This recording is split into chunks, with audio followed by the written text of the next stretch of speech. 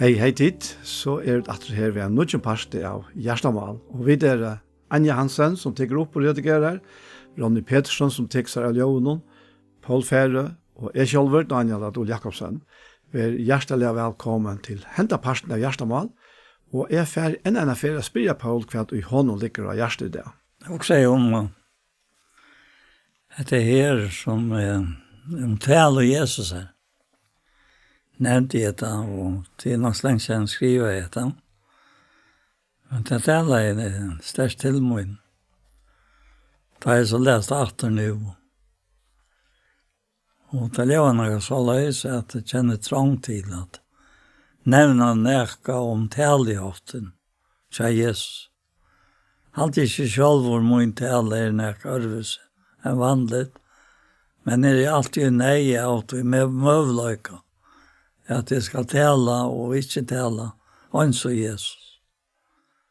Jeg har tog ikke kanna et sinter etter og tilvære Jesus av folken og funnet han omkant vi. Gjera nærka, etla tala, samtala, vi nærkra mottane, og jeg noen innerlig og samtala vi fægir så inn i himmelen. At det det som lykkes som. Det græt han for. Hvordan han samtaler. Og jeg hadde ikke vil slippe ondt så. Da jeg også om at det tale om Jesus. Jeg hørte før ta et øre. Det var gamle å tale om at det var ikke nok at tale om Jesus. Men det er det her at jeg taler som Jesus. Hver oppgaven til å ta imot som bør året frem. Og at det er veldig rannsakende, ja. Og vi det var jo nek som jeg var firelestrar og om Jesus og alt det til. Det er ikke det som jeg mener vi, at jeg for å gjøre noe vi. Men og vet det at jeg bør dit med å tale som han. Som han taler. Så han har gjort det løytvis i själva, no?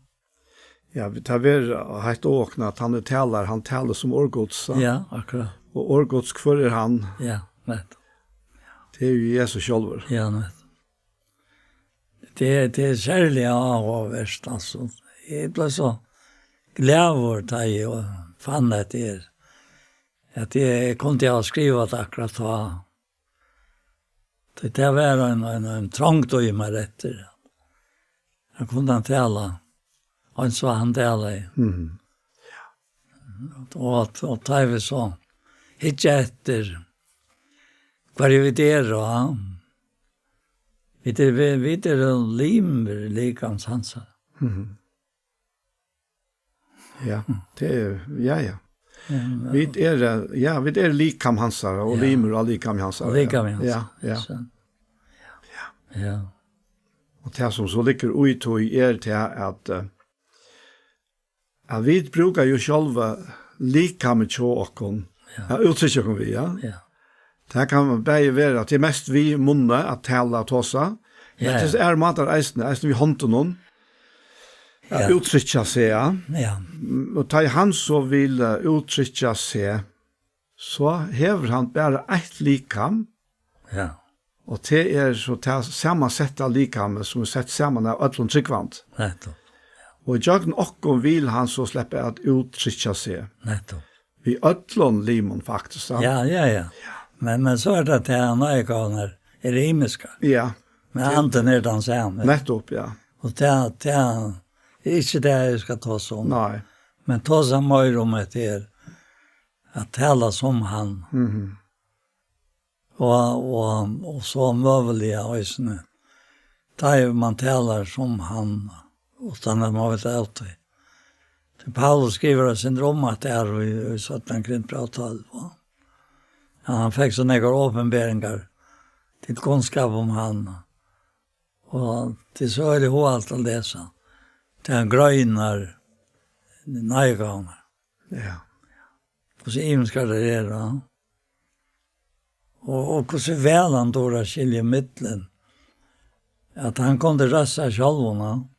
Men så var han inte tal om så var det inte tal som Jesus. Nej, det är så akkurat det. Jag kom tankar om, vi finner det. Det är inte Salmen Nujtjan, han sier då så om att se talene. Ja. Jo, vi har alltid är som jag får prata lite på att han blir igen. Ja. Ja, nettopp. Han sier, han her vi at uttrykkja og kunngjera. Ja. Himlaner kunngjera dårdgods, kvalve ber på om handaversk hansar, ein dævren talar vi annan om te, ein notten kunngjør ærar te. Og så heter, 8 år og 8 tala. 8 ljau i høyrest, gonger rød himmelses ut om alla hjørna, tala hansara til enda gjerarujtjes, og så sier han fra så vi er her om solen og det. Men det som er så avhåverst vi åren, altså, til at vi leser til å skrive i året, men det handler om det livande året, som er Jesus. Akkurat, ja. Og som uttrykker seg, altså tala er at uttrykke. Ta vi tåsa, altså eisne middelen, altså folk, altså ikke bare tåsa her, men så uttrykker vi det. Vi uttrykker okkurna, men her er det faktisk talen om at uttrykke han. Akkurat. Ja. Ja, Sankre sier det, altså. Og snitt her at han sier noe så kjølsomt, Jesus sjølvor. Det jeg vet ikke kan etter og i tilfelle Jesus har falt og funnet han omkring til gjøre noe. Eller tala, samtala. Vi nærkrar något i en endelig samfella vi färger så in i himlen. Och Jesus säger ta ett i fall litt människa sånn då. Skulle till skilja att det är det och att det ger inte av mig själv. Akkurat, ja. Att uttrycka. Ja. Men tärligheten så som färger min har lärt med. Och så där till. Ja. Och han som sände mig vi med. Han är inte lärt mig ensam atlant. Då ger jag alltid till som hon och lykar i Johannes 8, vers 80 och 90. Ja. Ger jag alltid till som hon och lykar. Akkurat, ja. Och det är ett öjla talande till okkon. Tog att som människor så är det ju pura naturligt att vi har meningar och vi har starka meningar. Och ofta så är eisne det här till att det ska helst fälla i hack vi, eisne till som hinner som vi är samma vi meina. Ikke stinka fornägg bort ut de flesta av oss. Men Jesus var inte bonden av oss när. Nej. Han var bara bonden av färgsynderna. Ja. Det kommer väl fram och när som Ja, öle väl fram. Ja. Och till jag öle om möjligt för oss. Ja. Och så vi är människor och slanker vi är här så är vi eisne människor ut naturliga sjåvande. Men vi har ju finnja ända nutja skapningen. Vi heile andanna, jakna Jesus har fullgjort av verska. Och han bor i Jakob, han lever i Jakob. Och han inte släppa att tala, han inte att vi helter än okkara starka meningar samskiftar vi han. Hva helt du? Hva mener du? Ja. Tog på samma måte som Jesus ikke gjør det, og at det som feirer vil. Hele anden er akkurat det samme. Det er jo andre Jesus som bor i oss. Akkurat samme. Så er det her å få at det her connection, eller samband, eller samfunnet i midtelen, fungerer så godt som mulig. Og det er han finner ikke å fungere. Ja. Og det er en øyelig nej alltid. Utan att vi gör det gator. Ja, nejen är lika stor för tjocken att göra liv och en så andlig livet. Men så kastar vi tjocken ofta vi att jag är inte syndafruer, men jag var inte körtlig. Hur man ska säga att han är rönsam med. Han hever rönsa med og heldur mer av søgn og ved. løste møyna skoltar tingt og sval. Han hever rønsam. Så jeg vet ikke hvordan grunnt eller kjøpt det stinker. Ja, her det tversuger av hans her, og i sendingen til migdagen, så jeg inne i akkurat hesten her. Ja. Tui at vi fullkommen. Ja. Samstundet så ønsker han at vi skulle være fullkommen. Og det kommer an på til løyve som bor i okken. Og så det slipper frem med det. Og det blir så alt en spørning om okkara lyttene. Vil jeg vidt halda fast vid okkara sterske meninger om alt mulige ting? Eller vi villig til at lade han släppa att ta avgörande så där samma vi okkon. Och det är ju alltså känt i Bibeln till att här Apostlagärningarna 15 vi där kanske analys om det är ja. Ta chattes där i Jerusalem så kom det till den nya stöv att hela anden och vit här var just av alltså det var ett samskifte. Ett samstarv i mitten, va? Ja. Det här är ett skick för att det ligger alltså att det som blir en vante ta vi skrev så øyelig høy standard at det flere som misser mot det. Ja. Og tog at de kjenner seg selv og så ofte at de feiler. Ja. Og hvor hver vi for som en kan ha vittløst. Og det tok seg egentlig om nå. Kanskje han har sendt ikke gjort det her som jeg holdt via. Ja. At det hvor vi som en gang har vittløst. Hvis vi ute i henen og så oppdeler vi fyrlas hettene av virrevilst. Vi finner ikke ved at vi tar rent dere først. Men til det kommer til dere daglige løyva, så kunne vi godt vittlast uten å være værvitta. Akkurat. Tog spyrer han da spørsmålet ikke, hvor værvik for som en gang har vittløst? Og god fyrir man løgnlig. Ja, og nettopp. Ja. Så og alt det ligger ugesne sammen. Og jeg pleier å si nok så ofte at vi ikke kom til himmelsenden.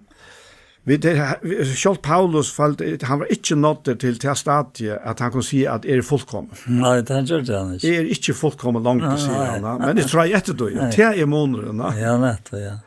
Han tror han etter å være at oppføre seg fullkommen.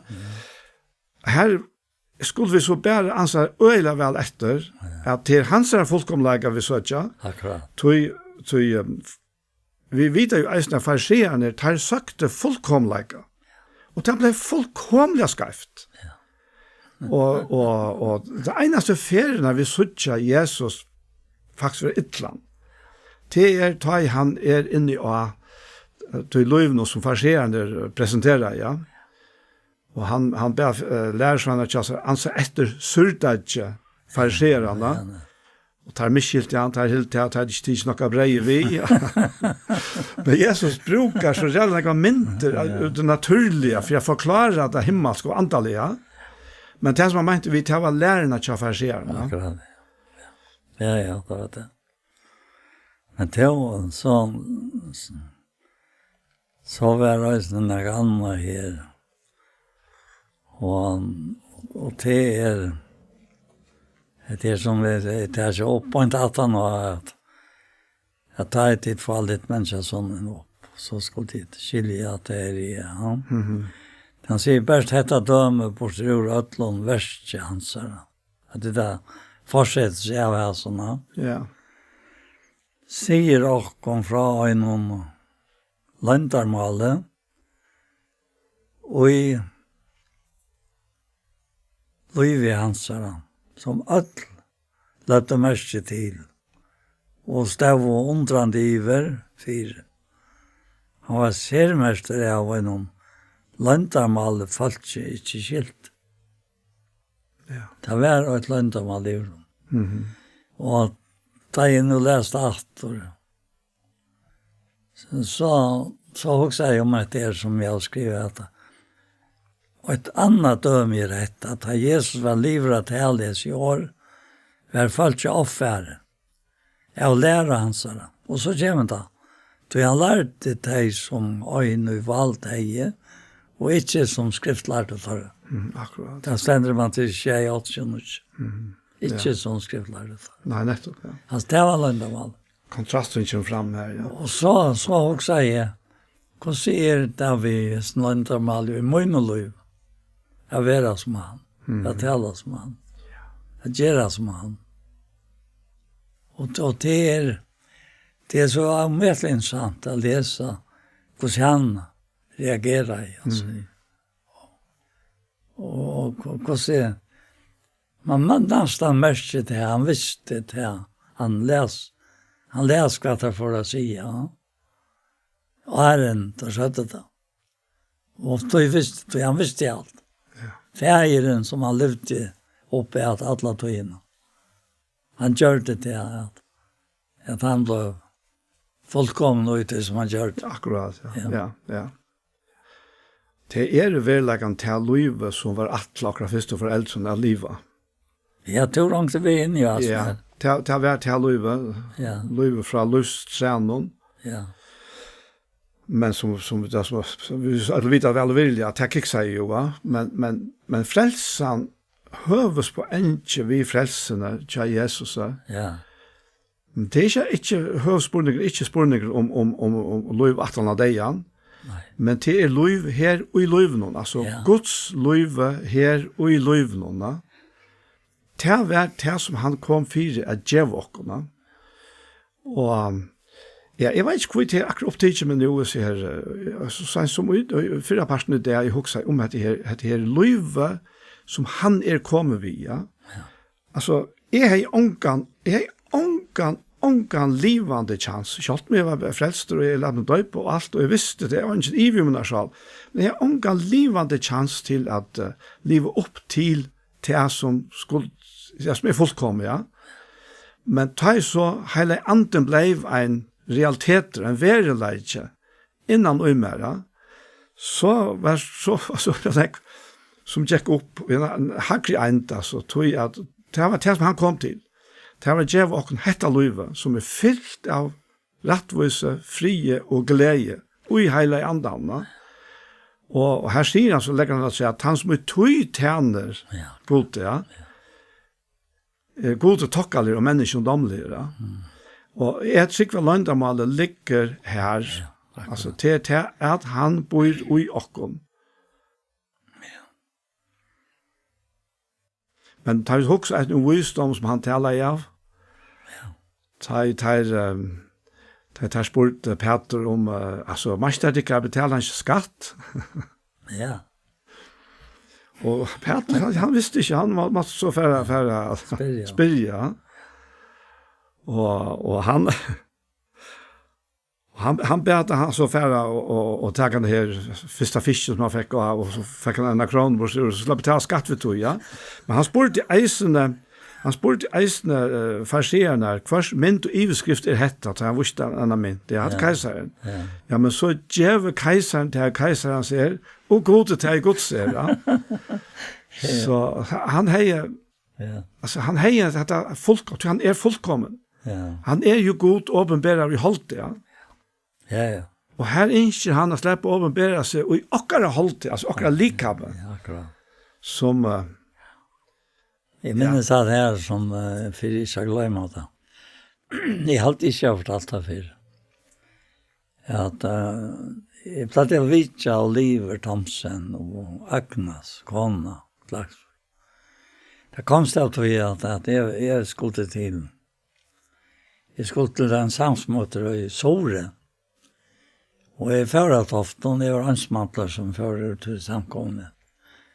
Til de samsmøtene, og jeg var ikke med i veriferiet, jeg var helt unger, og så kom jeg til Lamnar, og nå kommer Andreasson til Havna, og han legger et,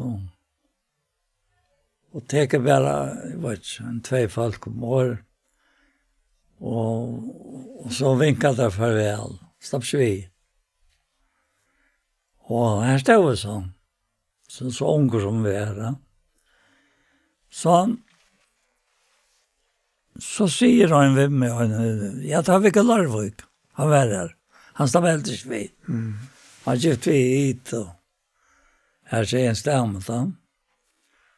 Og han sier med at jeg vet at han kjører Thomsen i Klagsvik. Oliv. Ja. Jeg vet han kommer her inn årene for til Sorgjær. Så kakren skal. Kakren i Skån, han bor i Sundaland. Og jo, så kom Polarfæren. Og her stender han av brunnet, og vi spør om vi kan stoppe vi. Ja, sier han, men han har finnet informasjon. Hvor han så kom inn her, det vet jeg ikke. Han har finnet informasjon om det at han var ikke slapp med sovår. Så han måtte sykle inn og holdt nåre sånt alene så lenge som han kom til for han. For katjen vi, til der skulle takke salt, så færres det, ja. Og vi fikk oss enda turen når og prata. Og jeg skal ikke si at det var tannturen han fortalte meg det til jeg platt igjen. Jeg maler for deg og takker godtene vekk. Det er dødt å sitte om godtene her. Og jeg har jo med noen, altså. Kjell seg selv om. Det var blitt så gammel, da. Og så forteller han for meg at innenfor var han ferdig. Ikke etter seier, og det var i lemping, og det ble så rævlig mørkt. Og så, hvis jeg skal så gjøre, han setter seg ned at det var pura kvist, altså, og folk og let, men ikke, det kan jeg. Og så sier han, så hørte han tottelig av når jeg, han kjente tottelig. Han visste at han gjør det alt, og gjør noe sted. Og han gikk så med til leven noen, og så gikk han, sammen ved ånden i alle veien, så kom han i Norrakot. Ja, sagt. Og han var bjerka av. Ja. Og dette er helt, han så langt framvis som bjerkan. Så han var øyelig, han øyelig takksammer for det. Så han løten han i sammen ved noen, og så kom Tottli her. Og det var veldig fjert, sier han. Man kjente det. Så kan det være så fjert som det vil. Ja. Bare man hører det. Og kjenner det. Ja. Og så var det gjort. Ja. Og til teater som jeg husker om. Ja. At han er her innast og i okra gjørst. Akkurat. Han og det går mynd. Ja, altså jeg minnes det. Da jeg hørte han fortelle det. Hvordan hovedtidene ble det, altså. Ja. Antallig. Så det hadde en øyelig omsorgen for meg. Bæret vei. Så jeg platt jeg til her i samkommet. Det var en tog. Jeg var ikke her til jeg lagt nastrøy for fram, men lagt nastrøy har en øyelig anskeia av samkommet. Det var helt fra folk av møtt. Da jeg kom her i Kjealtrus. Det var akkurat livet til 6,5, ja. 5,5, 6,5, ja. Og det ble var en så avmetelig enderøst. Bortrør tog sløvøyde og at de talte seg opp i parstar og flokker. Ja, av mann og lærerskatta, kjenner jeg. Og jeg kan også ikke glemme det her. Det er enda så vanlig samband vi hvordan det ble vattene. Akkurat. Ja. Ja, den avmeter det går mynd, og det er akkurat det her, at kjenne det her, lov av herren, altså. Ja. Vi mynd tale allikevel, men ja, jeg har så mange kan oppleve at kjent det her, hver og kanskje 80 storan, og at mål kan røyne å ta i hverandre, men så kjenner jeg seg stidle. Nesten fjerde røddene, men hun er her. Hun er her, ja. Og lukket samførende, tror jeg. Og så kjenner man han etter det. Og så er det klar. Hvis man ferder nøye fra herren, hun har tøye foreldrene, og gosser mammaen er hjemme, pappen borster, så er mamma der. Og øye til at hun sier hva du skal, og hva du ikke skal. Og du var stedet mamma til nå. Jeg skal ikke fortelle noe nå, men til øyne nekvar så har det hentingar min liv. Hver hun sier, vi atter, ta og ta. Og bare et uttrykk, vi atter, ta og ta. Det ble vi at vi her. Og så måtte man handle på det. Ja. Og så handler man, og så minnes man signingene av, er det langt og her, og så framveis, Ja. som de lunnar under, det løyver man i livet. Akkurat, ja. Jeg husker med det her, jeg heter frem i Eisensendingene, Efesos 5, første vers, «Vær tog etterfylgjere Guds som elsker bød, og liv i kærlighet». Ja, akkurat det. Og alt det, ja. Og det som vi hele andan, som til nevnes, så det ofte at kærlighet Guds uttalt og gjørs noe vi hele andan som giver noe nere. Og det det kærligheten, jeg vet ikke om man kan si at det er tvær høvesmåter at venja bøtene på. Men etter helt visst, at hvis kærligheten ikke til stier, så gonger det faktisk slett ikke. Men i kærligheten kan det være oppdrivet i fastleika og tarikker. Men i kærligheten kan det eisne være oppdrivet, for det er mer lest da. Så i kærligheten binder. Kærligheten drever, altså. Man fer ikke langt enn til som kærligheten faktisk, man kan si løyver. Ja, til jo synder sånne lover kjent, men det er slett ikke til å gjøre. Altså, kærligheten, han helder okkom på plass. Ja. Og jeg kan godt se frem ut vi kommer til at hvis det ikke var for Guds kærlighet, så var jeg, altså, jeg var ikke nægget. Jeg vet ikke hva jeg var, det vet jeg slett ikke, men det er altså øyelig ofte hoks om at det er Guds kærlighet som helder meg her, som skal være. Og drev meg inn etter eisene, til jeg kanskje ikke akkurat her som jeg åtte jeg var. Nettopp. Han sier om kærlagen er hos kærlagen. Han er en sant, ja. Hvordan han stitler hjertens iva og gjør meg nøktan bæst for det. To fire kvarjen gjør og himmel biva. Legg nye bildene her som vært med og alt det der. Santene har gjort øyne av nekk. Og på at det. Så mangler jo i alle disse bøyblene, skjønner du? Ja. Det var ikke så nevnt da jeg var på. Bibelen kommer i 84, skjønner du? Og det var ikke alt som hadde råd kjøpene, men vi kjøpte han altså. Og da tåste han byrje i det lykka som jeg. Jeg løytes han. Ja.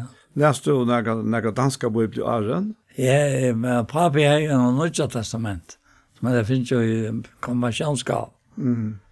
Og det var veldig godt angst, men de hadde vel angst. For skolen, jeg tog den ikke bedre dans enn først. Tog jeg at man begynte i skolen og tog om hvidansk, og ikke ved først. Ok. Ja. Annars var først blivet langt i 23. Ja, jeg vet det, men ikke tofft. Nei. Her var det alt danske bøker, og så kom en stavebøk av først. Ja, ok. Ja, tilfellet ikke vil klart. Nei. Og da begynte jeg det, og jeg var en flott. Da var det, altså det var två lærere, ja, Jack Volkart. Og han i stoven over mot sin egen husen, så han kunne vinke det, han skulle døvere, og så var det han. Og Johanna i hina sovretter. Han bor langt inn i at haften, altså. Inne räknet där inne mot det här.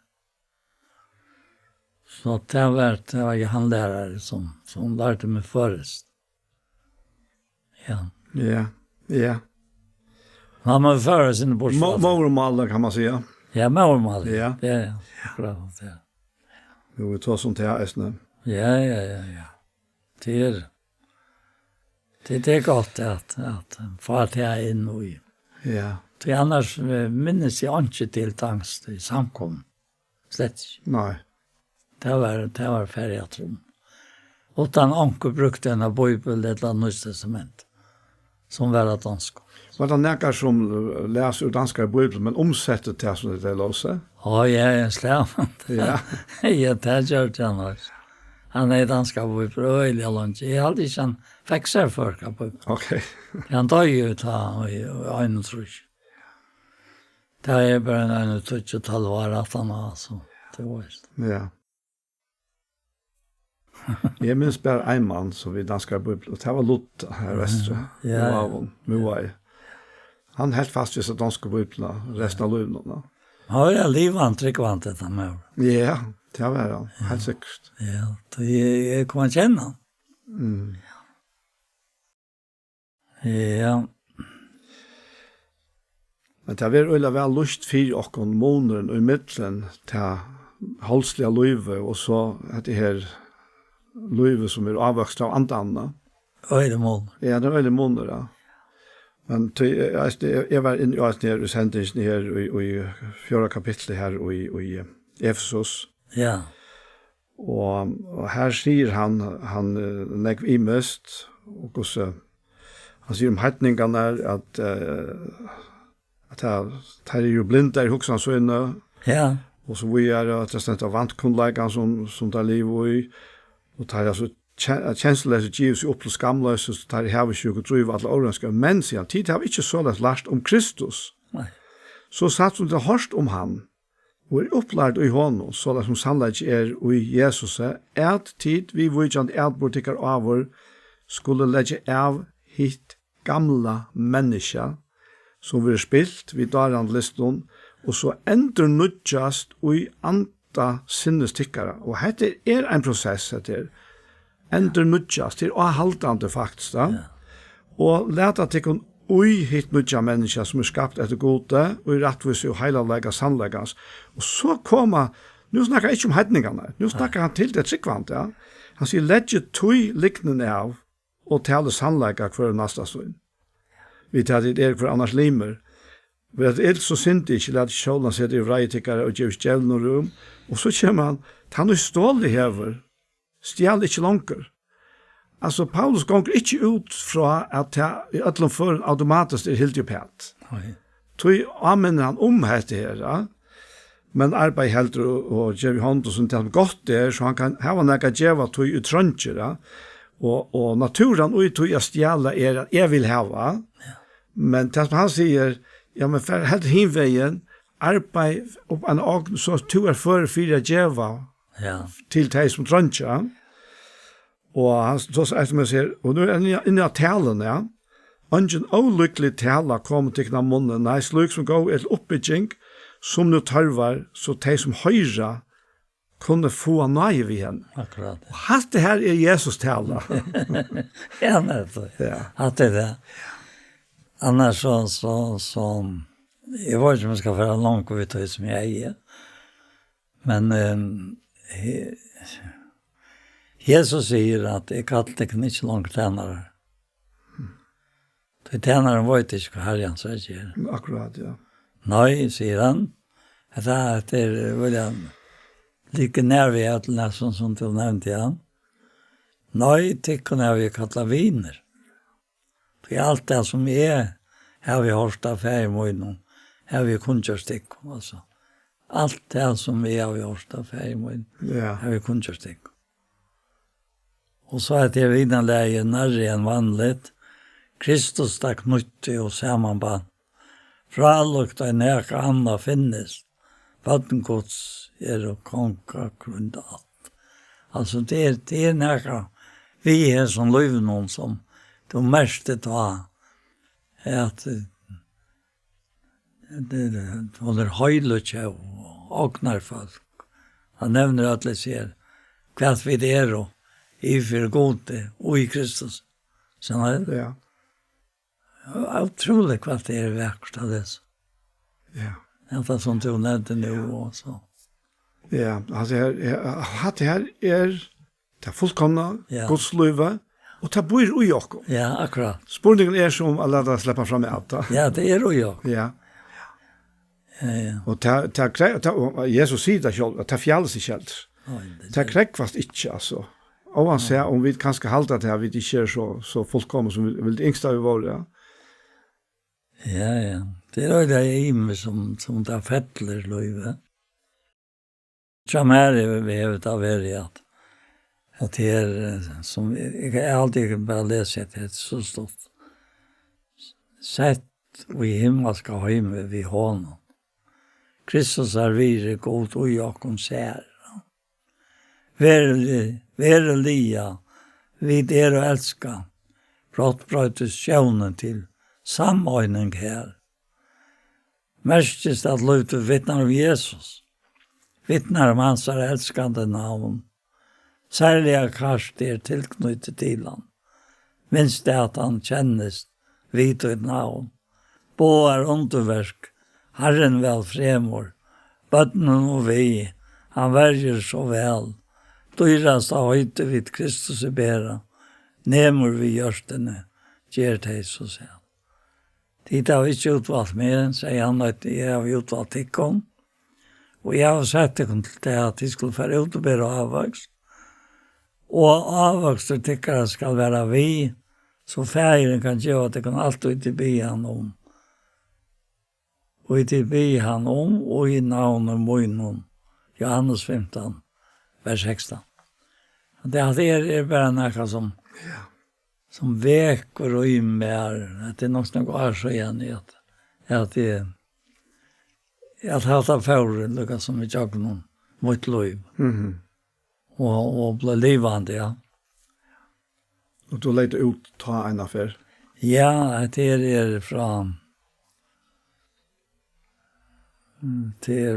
til nok så lengt. Det er stendigt i sommerfyr. Det blir alltid jeg stand. Ja. Ja. Akkurat, ja. Ja. Men her og Johannes, han tåsar av meddelene om akkurat det her livet, som han og i okkona. Han börjar jo kapitlen her om vintræ og greinene. Ja. Og han sier, vintræ i tider greinene. Ja. Så det og men det akkurat her, altså, det bare hans liv som heldre okkona liv. Ja, det han sånn. Han okkara liv. Ja.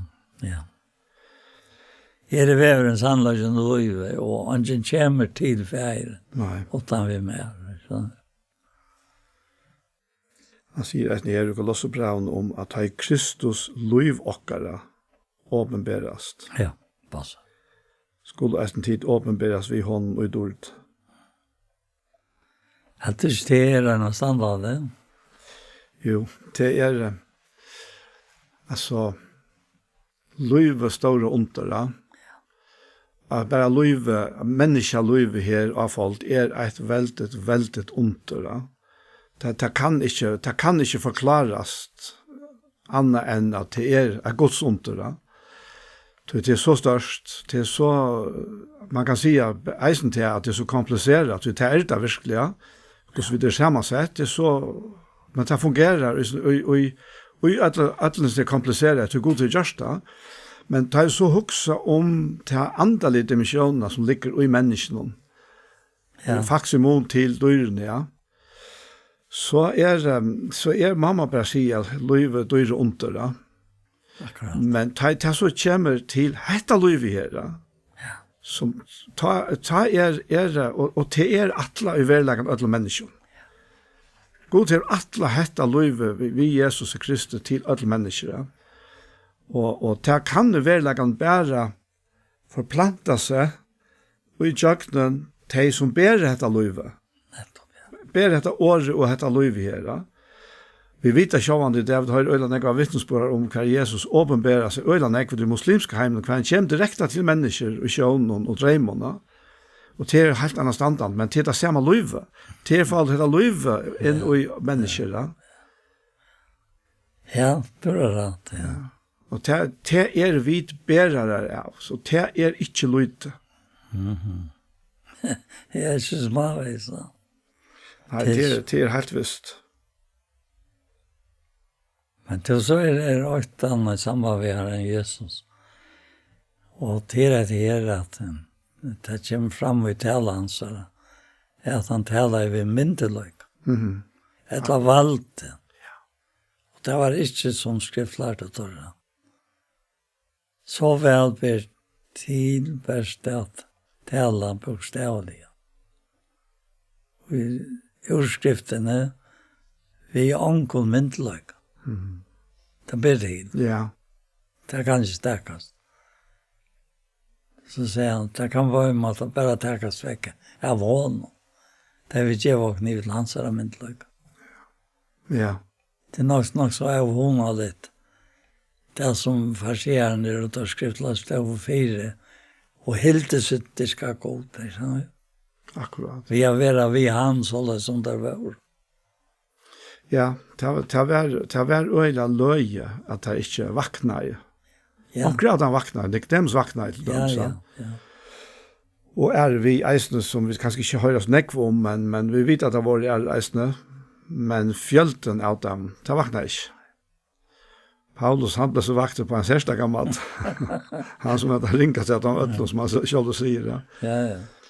Men det var øyla løye. Altså, Jesus gjør det ting som var fullkomlig utanfyr alt naturligt vid og kila. Ja.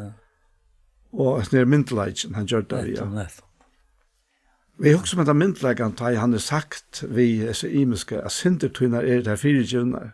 Ja. Det var så samme myndelagen som sier det. Ja. Jeg har alltid at det er en så reande hoksan, altså, at det kryper i meg bare hoksan da. Særlig nå, og jeg kom så lengt opp i årene, jo. Og det blir det er nærkere vi alltid dem som er ommetelig underfullt. Så jeg har en åpenbæret av noen ting som du kan til seg for. Da er at du er så langt ut, ja. Men også til jeg kan bli vant til. Jeg halte seg å være så langt ut at nå kan du bare slappe av. Det blir slett ikke til, altså. Da blir du avnøkt. Jeg vil oppleve ferdig noen til at nå kan du bare lette være hatt og hatt og hatt. Og at det er ting som man ikke kan lette være. Hvis det skal. Hvis det tiltømmes. Nei, ja. Man ser det seg ikke på noe sett. Nå er det Anneke, vi er om det er bare vi i husjakker. Og så er det sånne møvløkere, om man skal løte sammen ved øren og færre og i bevangstene ser, så mer løyv er og så framvei. Men det er ikke det som gjør løyv til det som løyre vil. Det må være først det som du har i sammen ved tøyne egne kon. Og at man kan fære. Nu fyller øyne åker i det, så fære vi at vi kjent øyne for. Og djeven øyne falsak av et laks hårt. Og så til satte det. Det er øyne hovalet. Det rykter det, ja. Ja. Og med det er rykt. Ja, øyne rykt. Ja, det er det sanne ryktum her i løyvnån. Ja. Det er samfellet vi som ekne. Det er det, så kjenner jeg. Det er en rævlig hoksan, til skriften sier bøkstaven drepa, men anden ikke livand. Hvordan kan en livande anden fra god få mer livande år at tala til folk? At mer skulle være given år, sier han. Nå er det også nu i Efesbrevet. Ja. Vi satt av kapitlet. Og det er også beundret her. Hvordan det er i satt av kapitlet, da han ber åkken be av rødle menneskene, alt som akter seg. Og han ber åkken så innelig om å gjøre det. Og så kommer han til det her, seg sjølvene, at jeg kan gå si at han vegne han, hvordan kan hin livande anden fra godet få mer livande år, jeg taler til folk. Og det er det som Paulus sier. Og nå sitter jeg Paulus at mer skulle være given år, ta i lett om munnen. Så jeg vet ikke vi kan tale, eller kunngjøre løntarmal evangelium. Altså, Ja. tilstender her og bier, Och då ber så det som skriften ber. Och så säger han som har skrivit det. Att mer skulle vara given. Och så är vi. Akkurat, ja. Så att vi det och landarmalet kommer fram. Altså, Paulus, han gjør absolutt ikke seg selv til myndlegger. Nei, ikke så. Nærkant som helst myndlegger. Han fullkomlig avhengig av myndleggeren. Av myndleggeren som møtte honom. Ja, det Så ble hans reloj, va? Ja. Og her kommer så etter her hotellet 4 at Jesus Herre. Ja, han Herre. Og det først at du har bare stedet. Det sånt innehalt og i tog løyven. Man kan, hvis man ikke kjenner det, frestes til å halte til at det her forferdelig åndsamt og hjelperslest, men jeg tror at det verilig løyv. God verilig, Jesus verilig, hele anden verilig, så dette det sanne løyve. Og enda konen til Nabal. Hun var verilig. Ja. Ja. Altså, jeg så gav nå å be at jeg leser at jeg møtte David, kan si vi han. Det tar forhold til at her. Ja. Og i mørkene her. Ja. Du finner det nok. Ja, Nabal. Ja. Hun en annan mann, som etter at han hadde med omkant vinner blod, som han hadde jeg vel. Ja. Altså, det øyelig trist å sitte. Liv i enda, ikke en mann, vi en så gavar kon. Ja.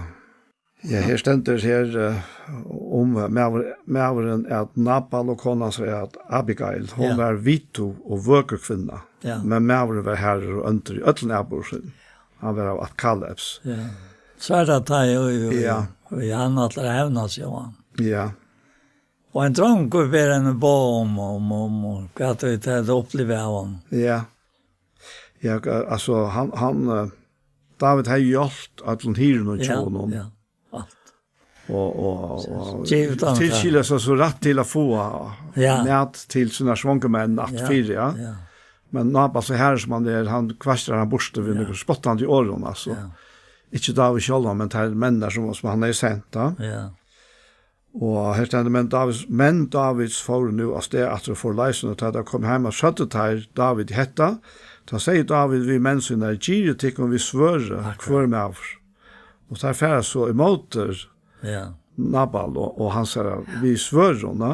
Men en av drengene sier Abigail, kone Nabal fra Heson. David sendte på øymersen og så videre, og men har vi så gode vi åkken, sier han, og ikke mener at det har gjort åkken, og ikke har vi mist at det tvinner som vi har helt åkken nær til å ta inn her ut av marsjene, og at det var murer rundt om åkken. Så sier han vi han, hoksa nu om hva du skal gjøre, du vannlukken honker i husbende åkker, og ødlån hus i hans her. Sjølver han jo et illmenne som ikke tåsas vi, sier som dronkerene, og ta skundar hon her, og hon teker så 200 brei og vøyn og alt mulig. Jeg møter vi til, og så kommer røyende, vet du, av Eslen. Ja. Og, så kommer det her vi tar jo i. Ja, så fikk han suttje David, om en hans her. Og så, da Abigail fikk han suttje David, for hun vidt å se man nere av Eslen, fall av andre så fyr David, det bøkte seg til gjerder, hun fall nere for foten hans her og sier, til herre, til og skilden i havet, men lov tjeneste kvinner tøyne, at tala til den lust etter tog tjeneste kvinna tog sier. Herre må ikke legge Nabal hatt ilmenne, som han eiter så han, Nabal eiter han og fotler han og dørskapet. Men tjeneste kvinna tog så ikke mennene og tog Herre sendt i her. Og nå Herre så satt som Herren lever, og så satt som du selv lever, har Herren forat her at rea blåskild om han iver til, og sjølven at tega det rett. Og nu skal gengast heimen som Nabal fudgjendun tøyn og ødlun og lidja til etter gjør ild. Og så kommer vi gavene og teker opp at jeg fyrer gjennom til annars kvinner tøyn og misbrott hendere. Tøy Herren skal bytja herra med noen hus og stende fast til jo bare døren herrens herre med rui og ønter ikke funnet seg til her. Så at en langt tale hun helt til fyrer ja, men det er kjent til enden av det han er kjent. Att han har David till Tosa. Ja. Han säger här. Ja, han. Det som han säger. Ja, ta svära David Abigail, lova veri Herre god Israel, som i det har sendt til mot mer, lova veri kløkskaber tøyn, og lova veri du sjálv, som i det har fåra mer at rea blåskild om han iver med, og sjálvna teka meg rett, men så satt som Herren god Israels liver, han som hever hilde meg atterfra gjerra til ilt, hei du ikke skunda til å komme i mot mer, hei ikke så mye som ein meaver etter tja Nabal i morgen, og David tok vi gav noen, og hon har haft vi til hans her, og han sier vi igjen, for hjemme til fri, jeg har lyst etter åren tøyne og oppfylt bøntøyne. Ja, at det er. Ja. At det er så øyelig aktuelt. Ja. Og ikke det. Det er nek tusen år siden. Så det er det endt. Ja. Skjønner du? Altså, alt skal til verkost. Ja. Det er akkurat som du ser hvordan det var gava vinner av det. Og så det skulle ikke takke vi her, hvordan det ble vi Napal, og heller ikke det, hvordan det ble vi henne, til hun ble jo kona til David. Ja. Ja. Men det her sørst var det her, at da vi halta vi på en rønt som vi da møvelig kunne løse, altså. Altså, det kommer så nære nät. Men hon är väl sånka till det gav. Nej. Och hade mynter, alltså. Ja. Det är helt visst att det hade mynter som talar till och nu det. Ja, just det. Ja. Det hon åtte till som Nabal inte åtte, ja. Ja, nettopp. Ja. Och TV-rörstans hjärsta, allikevel tror jag att han hørte at hun fortalte om det. At hvordan nære han vært vi. Men hon blev faktisk en mynd på Jesus har rett. Ja, akkurat, ja. Og hon sier, hon var jo fullkomlig åsek. Ja. Men hon attok seg alle skiltene. Ja. Altså, hun satt der til at øynene så kone. Ja. Da måtte han var fremmedspyr, han allikevel. Ja. Pura fremmed, så. Han kjente ikke henne, men hon nok hørt om han. Ja, hon har hørt om han. Ja. Jeg er helt så som at jeg revik ikke vi hessen tøymannen. At det var så medelig at døyreparten kom vi. Det er løy at endan. Og en sorg ente som kunne være en rævlig løy, og alt var åkt. Og her stod hon. Ja, hon var godsrød til David, disse løtene. Ja, godsrød. Og det er vi tatt oss om at Tåsa som han, tala som han. Ja. Hon talar som han. Ja, det gjør det. Som hon kjente, altså. Ja. Og enda så lengt at du tog tala som han. Og vi har kona Nabal. Nej. Hon är inte det bästa omstående. Nej. Men hon tog att arbeta vi. Tajmo som levde honom här. Och som han lyckas som dikterar, ja. Och hon fick ta i det att fortälja sig allt så han inte hänt. Och han inte hänt. Han är så vitt det här och inte dronkren där att kvann att färra till. Ja, det sa jag också. Ja. Så han visste han är känt munnen att han bara. Jag såg han film här. Han är väl här i Ömörsen och skår i David verkot. Han är bara så att det går. Så Ja. Och nu det är ett ska dra. Ta för en avställning för henne. Ja. Och för vita hur hon skulle. Alltså man kan för så är gott räkna det som en element på andras rötta. David en människa och till vid eisne och här reagerar han skräft. Han reagerar efter hålten någon ska man säga. Ja, det gör han. Ja. Men Guds nej kommer så till hjälpar i form av Abigail. Og han sier her i Galaterbrevnen at holde gjerne mot andan og andre mot holden, for at de ikke skulle gjøre det som de vilja. Og de holde vil alle tøyene have okken til å gjøre noe annet. Som vi vilja. Ja. Men anden, han som bor i okken, han alla tøyene her, og han stender imot holdt noen. Ja, det så avmetter jeg. Det akkurat som Abigail egentlig har stått imot holdt noen til David her. En annen Abigail. Ja, så hun mynd på hele antan eisen faktisk. Det hun. Ja, just. Ja. Men vi har koner som det samme. Ja. Hvis koner til fætre og tøy at Hva stå og hentet her, og et eller annet, hva stå og hentet med, Ja. Det jo medelig innsant, og lærende, jeg sa. Ja. Det det. Det har jo godt bruk av mennesker rundt om oss. I alle ting. Og så var det som stand dere nærmest, da. Det helt sikkert. Vi limer hvers annars. Det å si at vi eisende gods ampo for hver annan. Ja. Ta det området. Så særst også nå i hans nær, til Paulus verset, større åpenberinger. Og i sånne grønt brevavtale. Så særst hvordan han reagerer. Han reagerer rett. Ja. Han reagerer skaffer. Men nå reagerer han rett. Ja. Og jeg husker om det. Hvordan godt det var at han reagerer som han gjør det. Ja, og til alle andre man ligger ut i at han verilig har kjent at Jesus Herre. Og han hever han som Herre i sin løyve. I sin løyve, ja. Og det akkurat bjerging, altså, jeg husker om ut i daglige løyven. Ja, det det. At Jesus akkurat Herre, og at vi villig. Vi villig til å lete han hava sørste år. Ja. Altså, jeg kjenner fra meg selv, så sterke meningene her. Ja. Og det jo øyla sterskere, og det der verleggen til alle mennesker. Vi har så rett sterske meninger. Men dette her, at verlig, og jeg kan gå fortelle meg selv det, at det ikke som Herre. Nei. To Herre, Herre, og to må da være sånn som to visst. Ja. Og det sånn forløsninger ute, og det sånne løsner ute, jeg sier. Ja.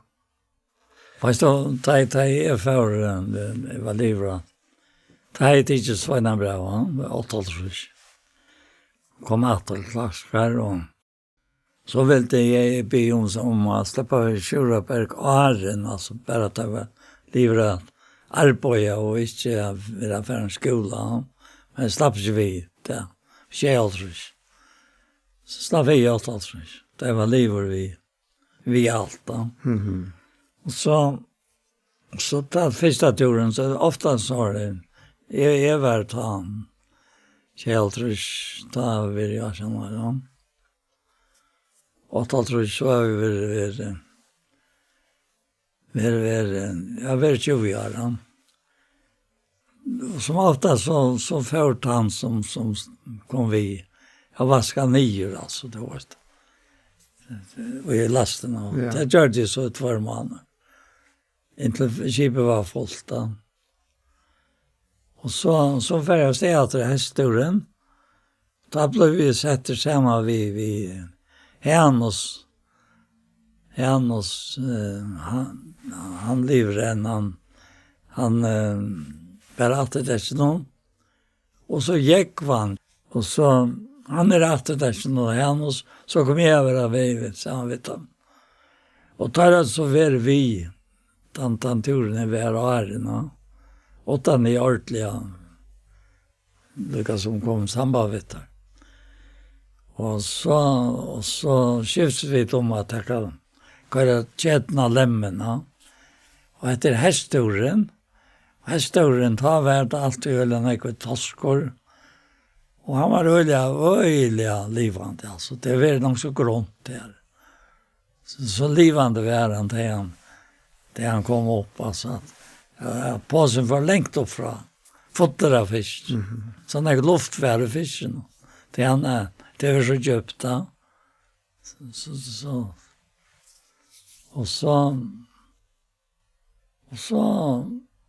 Så at det ene ferien så kommer han opp. Og så røynet det etter det igjen, men alt var så tungt. Så det er helt at nå klarer jeg det. Så leip jeg ut av lemmen, og det måtte man ikke gjøre. Og feir kjeten om og leip inn at det var bare det jeg ble altså. Og sen at og det var råp av brunnet, og det var råp fra spelen. Det var alltså man måste göra så. Men jag visste hur så långt ofta det var har inte så rikka i så. Så jag gjorde det och sen för. Och så tänker jag komma med bort så. Man säger vem Paul. Det var den enaste jag och onko som talar om möten och det vittnar om Jesus. Og at han samtidig ikke til å se. Det frångat fram en natt. Og da fikk jeg vite at han var en tryggvand. Han ikke kunnet ha sagt at det er rått. Han var en tryggvand. Og vi har menka vett atter til han. Og vi må inn og løyve. Til steg akkurat som jeg sa det. Så minnesteiner. Ja, vi er det. Vi er det, ja. Skjønner du? Ja. Vi så ikke her, det Paulus skriver, at han så sier han gjør seg ikke til noen kalgevenner som til høysten. Nei. Slett ikke. Han kunne røste, ja. Men han gjør det ikke. Nei.